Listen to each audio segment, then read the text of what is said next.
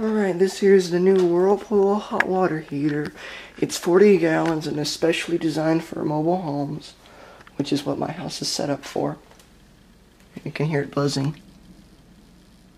I had installation videos, but due to using a camera with the MOV format, I can't edit them because it freezes up my computer.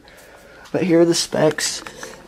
It's from 2010, and notice it's made by US Craftmaster. 40 gallons, and it's wired for 240 volts. And it's from the 31st week of 2010. US Craftmaster.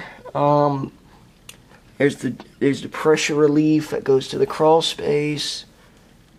There's the hot water out. That's still warm. There's the cold water in.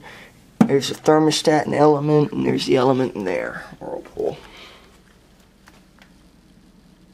And that's normal that it's buzzing. Sounds like a taser gun.